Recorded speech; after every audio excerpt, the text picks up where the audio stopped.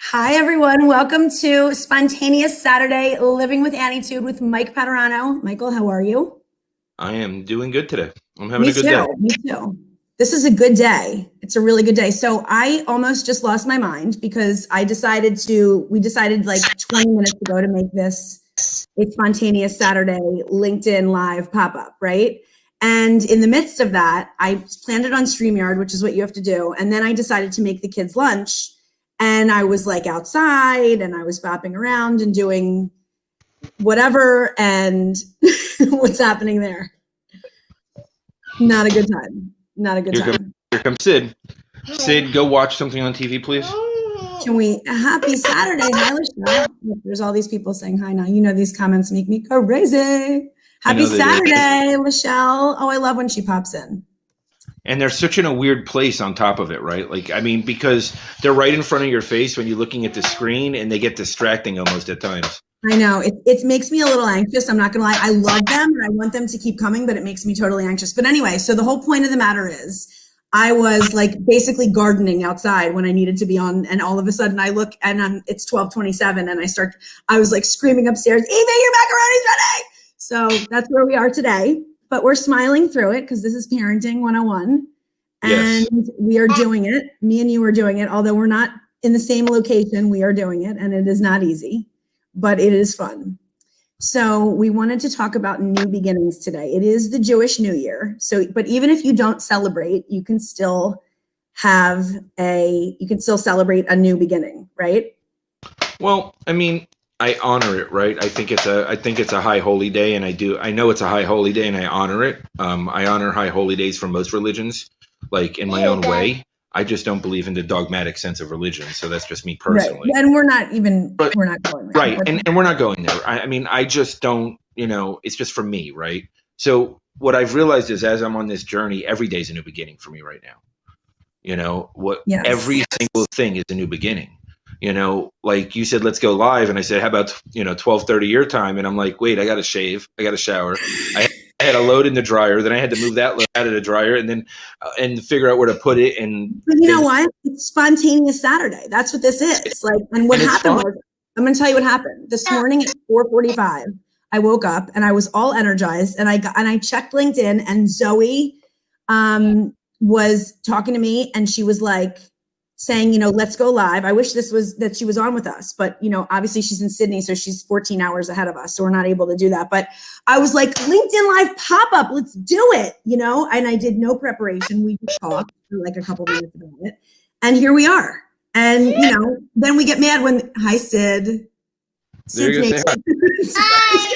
Hi, no, she has a diaper. So it's not that. She's really naked. It's okay. She's allowed at that age. She's 3. Fine. She is. Howard Kaufman's at the dog park. I love it. I love everybody coming through and seeing us and saying hi. And Lachelle loves our transparency. Yeah, we get real on this show. We definitely get real. We usually don't hold back. We're not big on holding back on this show. We've been talking about new beginnings lately because I have personally been releasing some things that have been with me for a long, long time. And I didn't realize that they were with me until we started really talking about it. And you sort of let me know that in order for me to get through them, I was going to need to talk about it and release them. And this morning was a big release for me. What's wrong? What's wrong? Now Shell came in. Now Sid's getting dressed. Now, yeah, it's just okay. Your shoes are dry in the dryer if you want to put those on. Just ignore them. They're fine. It's fine. Let's just do it. This is what transparency is. And everybody loves it. Look at what Lachelle said. She knows. She knows perfectly fine. It's just, it's par for the course when I'm live with you. Those kids, they smell it. They do. They just adore. They like you better than me most days. But what do you? Hi. So. What do you? All of LinkedIn Live and YouTube Live is hearing you, Michelle. So welcome. Yeah. Well, welcome to the world. Sid has made many appearances. So yes, she has. She's like a permanent guest on our show. Well, she's more regular on it than I am at this point. It's true. It's true. I should put her name on the thumbnail. So tell me a little bit about when you were teaching me to accept those things that were really painful for me and then release them, and why you directed me to do that. what I've realized as I'm going through my stuff, right, and doing my 4-step, being sober all these years, and there's so much emotional stuff that I've carried from my childhood, going through the shames, going through. I just like stopped dead in my words when I started. She has 15 children. I mean, I have 3, and that's enough. I have to tell you something, though. I do have to tell you that once you get to 4, to me, when I experienced that, it was never like then they have playmates, you know, 3 is tough. Once you get to 4, they play. And I mean, they're not always getting along, but it's a little bit easier. So I'm not saying 15 is easy, but at least you had you could partner them off and have a soccer game or something, you know? Yeah. I mean, you could have 7-on-7 soccer, and you have a pro goalie. Wow. It's true. Anyway. Yeah. So thank you for sharing. So go ahead. Sorry to interrupt me. No, you're fine. So what I've realized by putting all these pieces together on my spiritual side and stuff that I've always practiced and then took a break from practicing and then relearning is when you give something, just because you accept something doesn't mean you release it, right? It doesn't mean that you're just getting rid of it and allowing it to leave you. And these things eat away at your soul little by little. They just there's just a weight on you, right? So what I was walking you through this morning was really just releasing it completely from your soul and just letting it go completely. And that's what I've been doing these last few weeks. You know, when you brought Brene Brown to me and I did that, and, I did, burning the papers and all those other things, as now I'm getting back onto my spiritual path where I'm supposed to be. I'm doing it more in a spiritual sense now. Right. And I'm just accepting it through and through all the way to my core. But let's back up for 1 second, because I think what happens before you get to that point is really important. I think at least what was happening with me, and I'm assuming that it happens with many other people, is that you don't even realize you're burying things. So you go through your life and you have these habits and things that you do, your go-tos and your things that you automatically go and do. And you're so used to doing those things and those being your go-tos that you don't realize that you're actually hindering your growth. 100%, right? My initial thing is to run away, push people away, just get them out of my life if they get too close, because I just don't know how to deal. I never knew how to deal with it. I never knew. Hard. It's hard. So, and that was my go-to, right? So that's what I always did. I'd get people close and then I'd push them as far away as possible because I just didn't know what to do with it. I didn't know how to handle it. I couldn't accept love because I didn't love myself. I couldn't, I didn't see my value or my worth. So I was always questioning it, and it made me very insecure. So as I've been going through this process and I've been evolving from those habits, I needed to release a lot of things, because what I noticed was letting go of things was great, and allowing things and accepting things is what you need to do. But if you don't fully release them, they still grab and hold on to you.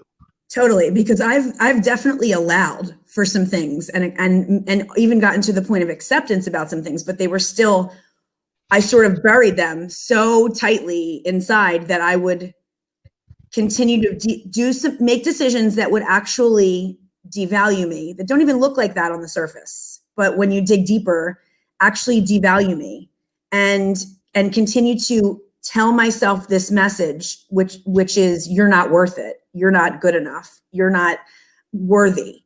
And it's almost subtle. And someone that doesn't, if I didn't look really, really deeply, or have someone that knows me really, really deeply to take a look at that stuff, I would not be able to see it. I would continue the same patterns, and I would do the same things, and I would continue to be hurting myself and keeping myself warm. I agree, right? And for me, right, what it became down to is, I would do the same. I knew what I always felt when I would do those habits and behaviors, and it was almost like a protection mechanism. But what it ended up doing was it ended up twisting me up even more, right? Mm-hmm. And it ended up leaving me more vulnerable and empty than I was even before, when I kept trying to do those habits as I'm going through this process. So now that I'm releasing it, I feel like I don't even have a tendency for the habits anymore, because yes, I'm going through a mental transformation. I'm going through an emotional one. I'm going through a spiritual one. I'm doing it all at once, just because, that's how I do things. I do it the hard way, but it's gotta be the hard way. I always choose the hard way, because it's just it's the way that I absorb things the best, right? When I get that committed, I just want it all done. And as I'm learning all these tools and tricks, the habits are just not there anymore for me. Like, I don't even default to them when I make a mistake. I don't default to Well, them. you're teaching yourself a new normal. So Yes. your new beginning, like you said, is every single day. Hold on, we have a great point by Lachelle. She said, "Great point. Acceptance doesn't mean we release it." That is so profound. I love that. Well, Annie I is love a her genius. support. Annie is a genius, so just know that. Yeah.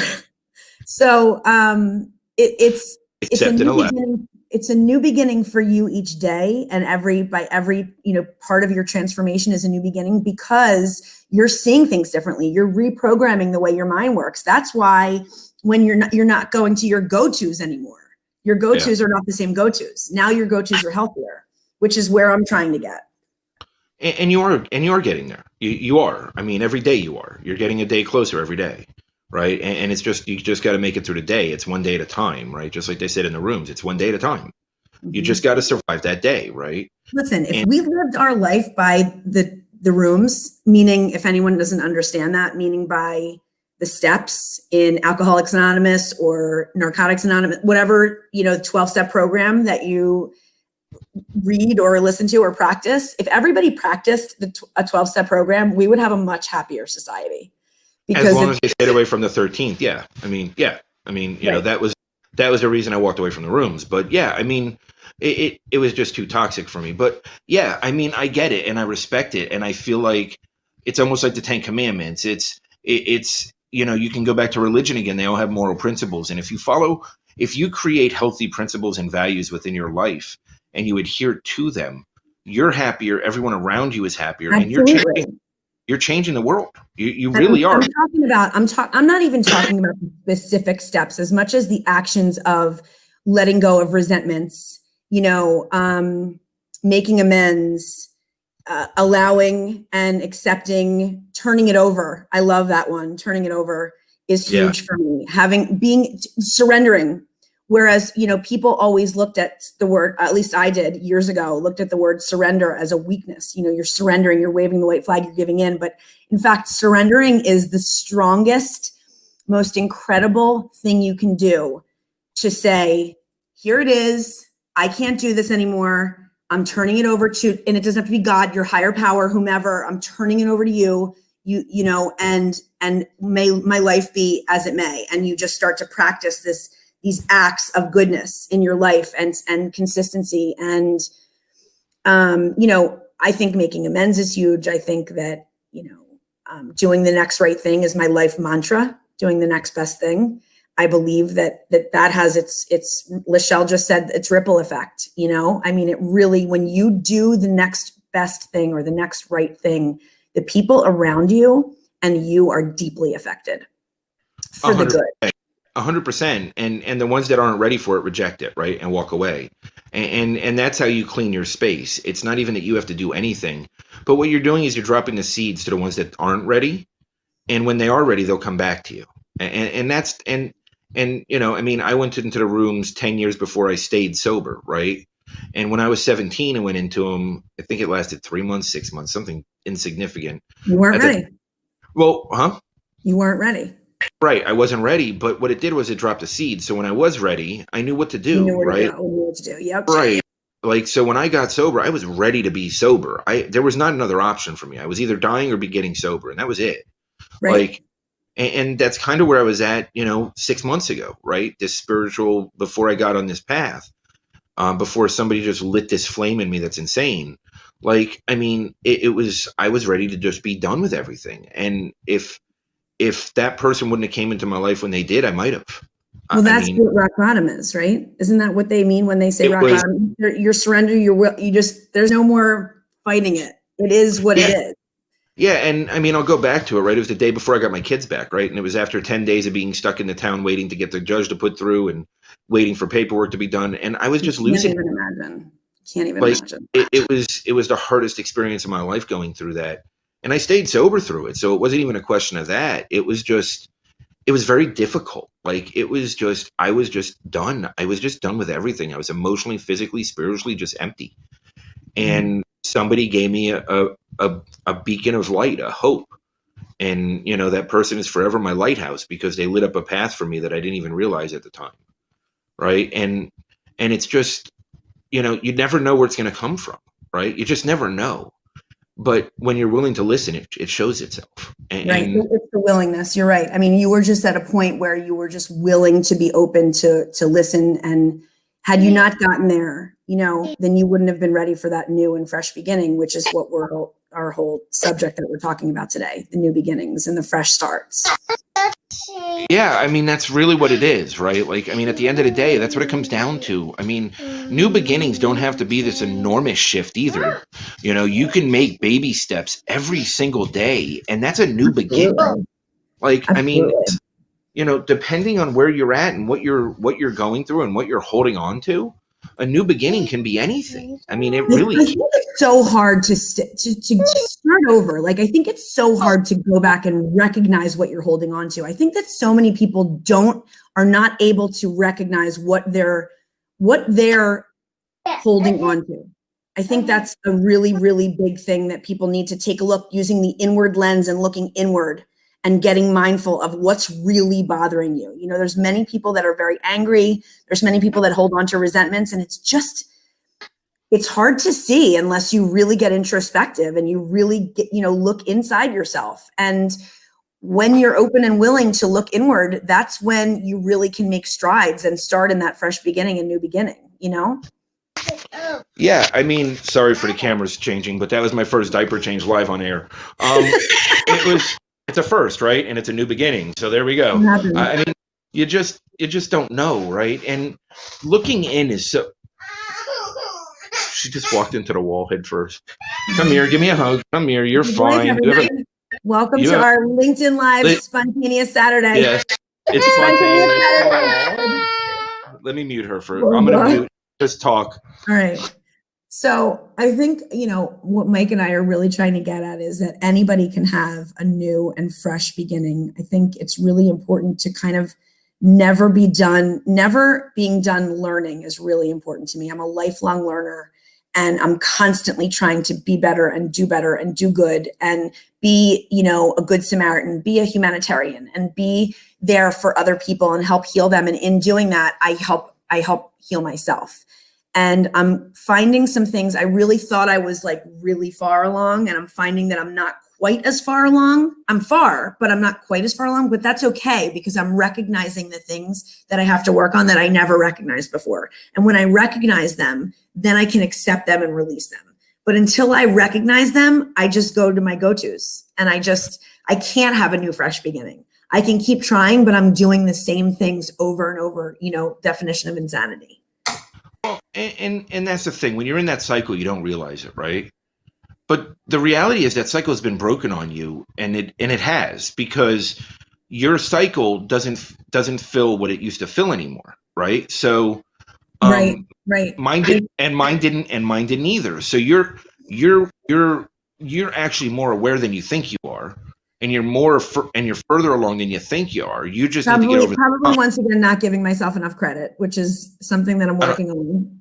Don't know where that comes from, but look, at the end of the day, we all have those, right? We all have. I mean, I was addicted to drugs and alcohol forever, right? Like, I mean, I was addicted to porn for years. I was addicted to strip clubs for years, because I was always looking outside for that gratification that I can never find. External validation just never, ever fills you. No matter how good it feels at that moment, it doesn't fill you.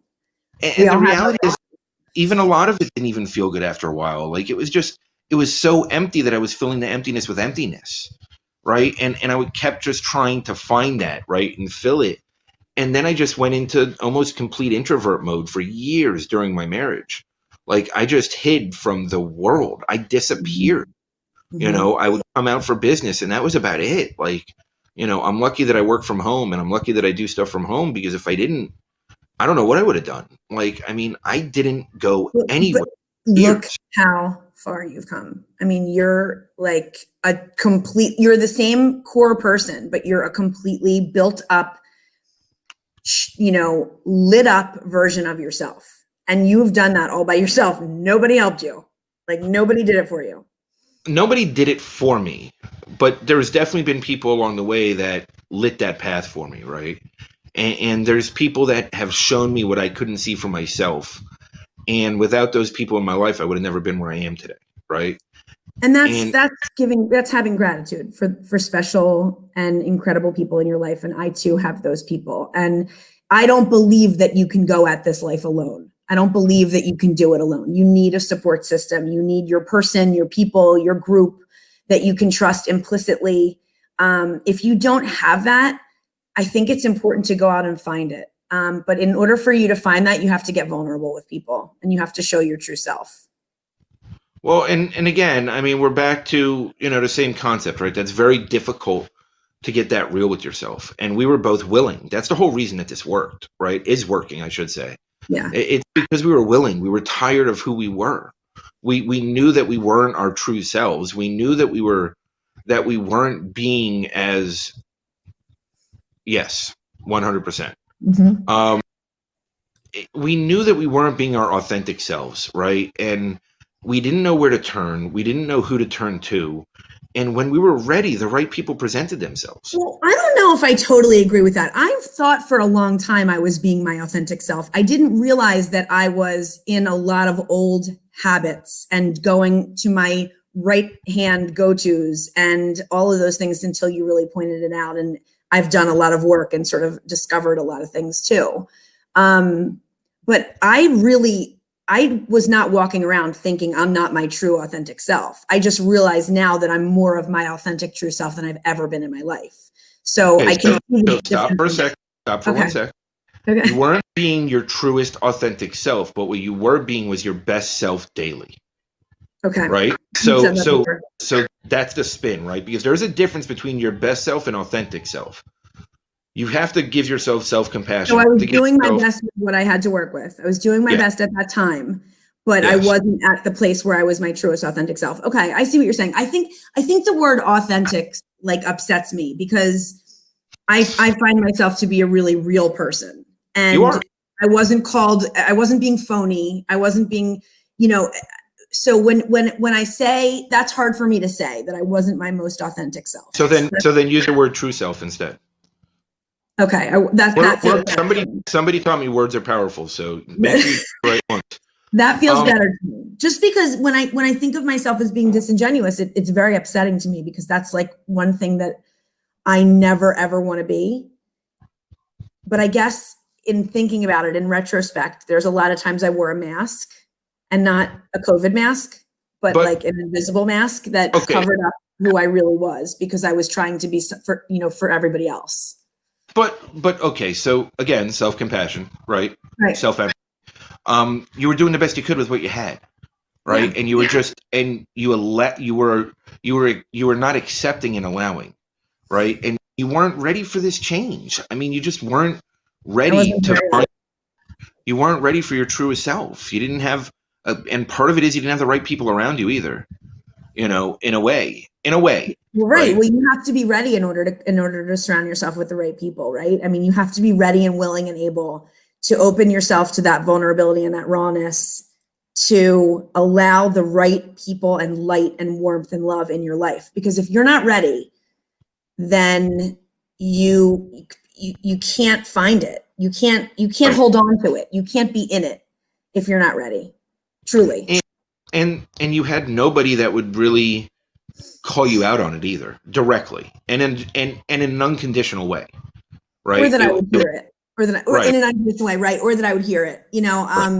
I think I don't want to take away certain people's efforts in my life, but again, I was not ready. I am now ready. I am here and about to pop in our little pop-up shop that we have today. Like I'm like a rocket right now. I'm on fire and I'm so excited for more growth. I'm not like I'm there. I'm not saying I'm there because I think it's a lifelong thing and we're constantly evolving, but I am saying I'm ready to take off. It feels like that. Feels like that's where I am. And that's what I keep talking about, that I'm just, give me more work. I'm ready. Whatever it is, just put it in front of me. I'm ready to do it because now that I've seen this side, I'm never turning back again. Right. Like I'll stumble, I'll fall, I'll make mistakes, but I'm going to fall forward. I'm not going to fall backwards, and I'm not going to stay down. Right. I'm just going to get right back up. And I did my best I could that day, and it wasn't what I wanted to be, but I accept it and I allowed it. When I met you, you had zero zero self-compassion. I don't think you even heard those words together. I mean, negative self-compassion. Like, I'm like, whoa, can we talk about what's going on in your life and what you're doing and the kind of person you have to be to do what you're doing? And you're like, what do you mean? You know, there was no self-awareness and understanding of that. And so you've reached that point. And when you can have self-compassion and understanding and empathy for oneself, you're doing the work. You're learning how to have worth and self-love. And then you can truly be loved by others and love others when you can allow that. And it's a whole different perspective. Like, everything's changed, right? The mindset, the spirituality, the physical, my whole thought process. Like, I mean, it's all a just mindset shift. Yeah, it's a total mindset shift. It's completely shift. It's not even just a mind shift. That's an understatement, because it's every aspect of what I am, right? Mind, heart, soul. Like, it's everything. I've shifted my whole everything. It's like a paradigm shift almost. Like the whole realm has shifted. But you've done the work. It's not easy. You know, I don't want people to think that it's been an easy road. There's definitely setbacks and obstacles, but it's doable. What did I say yesterday? It's not unovercomable. Yes, I got it. We were both like, wait, not, okay. But yeah, so it is not, nothing in this life is not, so hard to say, is unovercomable. It's not, it is, you're able to do whatever you put your mind to do. God damn it. And it's doable is my point. It is 100. As hard as it seems, it's doable. So but again, have faith in yourself. But again, that goes back to ready, willing, and able, right? Because when you find that passion within to change yourself, to put yourself first, to make sure that you're doing it for yourself, right? So many times in my life, I wanted to be something for somebody else because I didn't want to feel abandoned again. I didn't want to feel like I lost something again. I just didn't want to, whatever, right? I mean, I didn't want the pain anymore.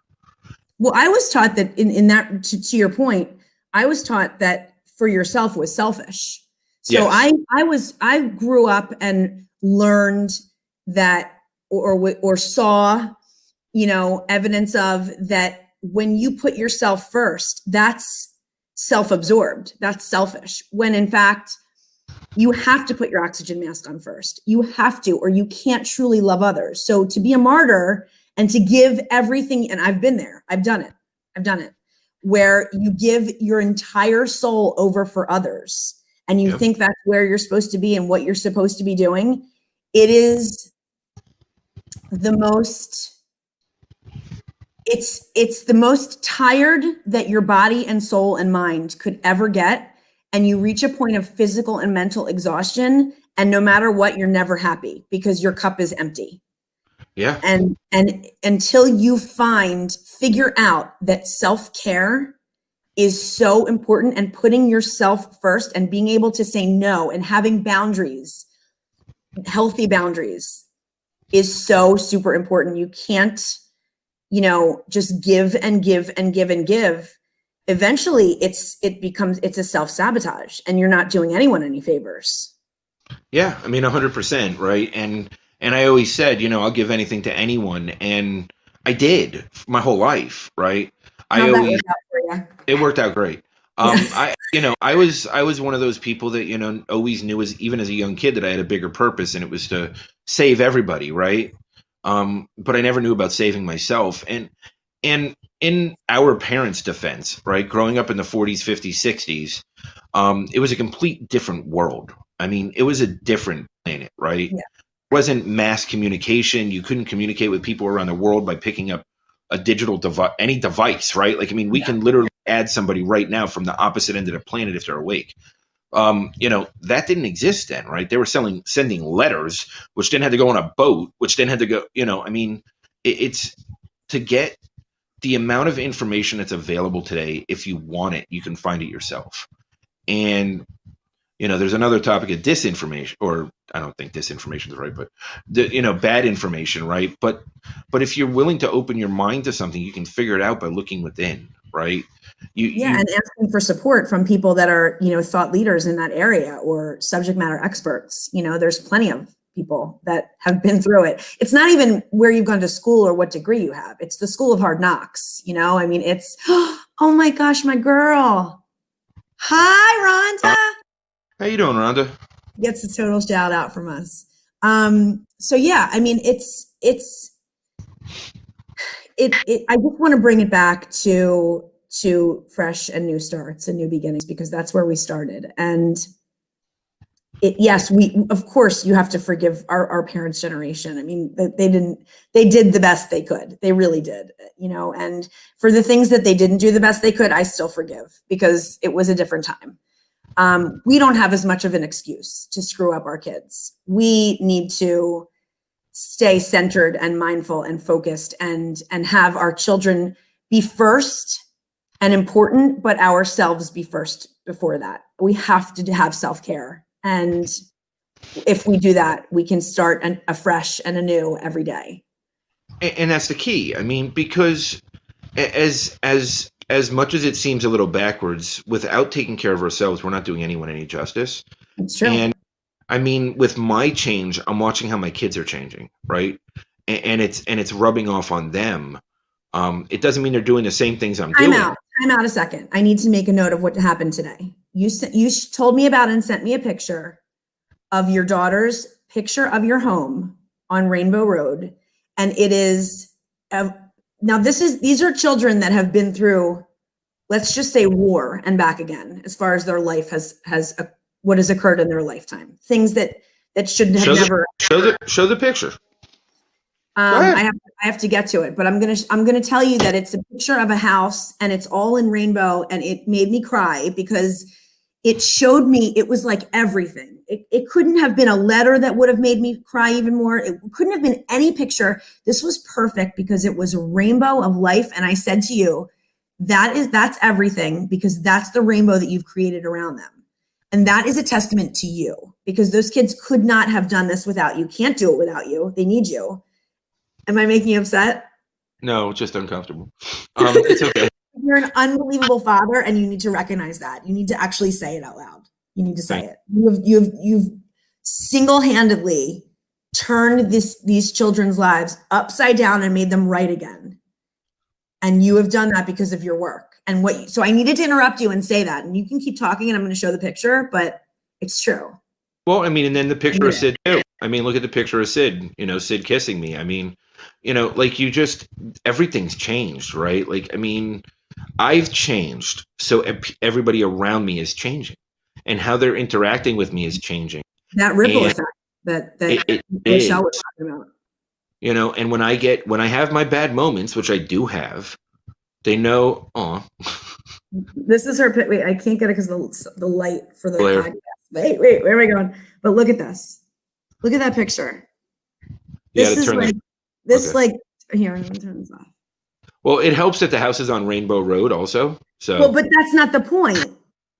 That's not the point. This is the most beautiful picture I've ever seen, and I'm floored by it. And I think that it's just a testament to who you are and the person that you are and the dad that you are. So I will not embarrass you anymore. You're bright red, but you put me on the spot plenty. So here's your spotlight. I'll take it. It's fun.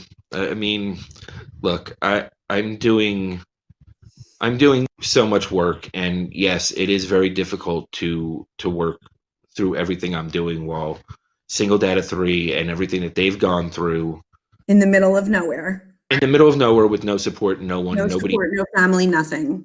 Nothing. I haven't had a hug in 6 months. I just haven't, right? It's kind of crazy. It's tough, right? It's not easy, but I'm doing the best I can every day. And see, people know it's true. You're doing the best you can, but your best is you're always evolving and you're always getting better, and that needs to be said. So now I've said it, and I'm not trying to embarrass you, but it needs to be recognized. You don't have people around you giving you that feedback all the time. So just know that we know how hard it is. We know that it must be sometimes you're indefatigable. That's my word for you today. What? Indefatigable. Okay. That means Is that a real word, or is that it's a Danny real word? word. Oh, okay. Really, it means you can't get fatigued. You don't get tired of you can't be stopped. You're the Hulk. So just know it. And that, I think, after 35 minutes of talking nonstop, is probably going to be the end of the show. But spontaneous Saturday pop-up was so super fun. It really was. That's it. That's my dance. Thank you guys. This was awesome. This was so fun. I mean, we talked about some really serious stuff, but We it did. was so fun. Thank you for joining, everybody. And Thank you, everybody. I loved the people's comments. It didn't make me anxious. It made me excited. And thanks for popping on to our pop-up shop with Living with Annietude with Michael Padurano today. We will see you later. Peace, everybody. Happy New Year if you celebrate, and Happy New Year if not.